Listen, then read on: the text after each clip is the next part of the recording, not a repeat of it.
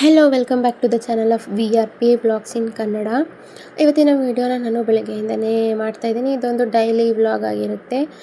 ಹಾಗೆ ಇಲ್ಲಿ ನಾನು ಆಚೆ ಕಡೆ ಹೊಸಲೆಲ್ಲ ಸಾರಿಸ್ತಾ ಇದ್ದರೆ ಇಲ್ಲಿ ನನ್ನ ಮಗ ಕೂಡ ಕ್ಲೀನ್ ಮಾಡ್ತಾಯಿದ್ದಾನೆ. ಬ್ರಷ್ ತೊಗೊಂಡು ಉಜ್ತೀನಿ ಅಂತೆಲ್ಲ ನಾನು ಮಕ್ಕಳಿರೋ ಮನೆಯೇ ಅಷ್ಟು. ಹಾಗೆ ನಾನಿಲ್ಲಿ ರಂಗೋಲಿ ಪುಡಿಯಲ್ಲಿ ಬಿಡಲ್ಲ, ಹೊಸ್ಲು ಮೇಲೆ ವಿಭೂತಿನ ನೀರಲ್ಲಿ ಇದು ಮಾಡಿಬಿಟ್ಟು ಬಿಡ್ತೀನಿ. ಯಾಕಂದರೆ ನನ್ನ ಮಗ ಫುಲ್ ಎಲ್ಲ ಅಳಿಸ್ಬಿಟ್ಟು ಬಾಯಿಗೆ ಇಕ್ಕೋತಾನೆ.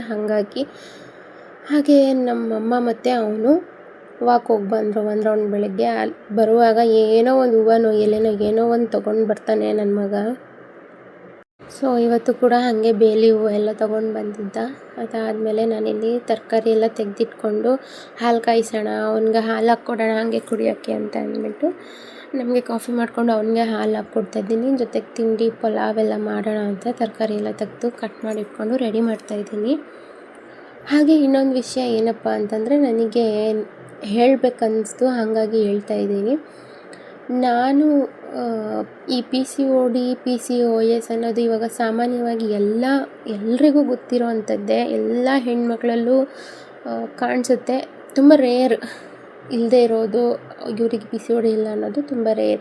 ಅಂದರೆ ಇವಾಗ ಒಂದು 100%ಅಲ್ಲಿ 80% ಹೆಣ್ಮಕ್ಳಿಗೆ ಈ ಥರ ಪ್ರಾಬ್ಲಮ್ ಇರುತ್ತೆ, ಇನ್ನು 20% ಇರಲ್ಲ ಅಂತ ನಾನು ಅಂದ್ಕೊಂಡಿದ್ದೀನಿ. ಬಿಕಾಸ್ ನಾನು ನೋಡಿರೋದ್ರಲ್ಲಿ ಎಲ್ಲರಿಗೂ ಹಾಗೆ ತುಂಬ ಜನ ಇದೆ ಅಂತಲೇ ಹೇಳ್ತಾರೆ. ಕೆಲವ್ರಿಗೆ ಗೊತ್ತಿರುತ್ತೆ, ಕೆಲವ್ರಿಗೆ ಗೊತ್ತಿರಲ್ಲ. ಹಾಗೆ ನನಗೂ ಕೂಡ ಗೊತ್ತಿರಲಿಲ್ಲ. ಮೇ ಬಿ ಇದು ನಂದು ಒಂದು 8 ಅಥವಾ 9 ವರ್ಷ ಜರ್ನಿ ಅನಿಸುತ್ತೆ PCOD ಜೊತೆಗೆ. ಸೊ ಅದೇನು ದೊಡ್ಡ ಕಾಯಿಲೆ ಅಥವಾ ಇನ್ನೊಂದು ಮತ್ತೊಂದು ಅಂತ ಅಲ್ಲ, ಬಟ್ ಅದಿದ್ದರೆ ಕೆಲವೊಂದಷ್ಟು ಪ್ರಾಬ್ಲಮ್ಸ್ ಅಂತೂ ಖಂಡಿತ ಹಾಗೆ ಆಗುತ್ತೆ.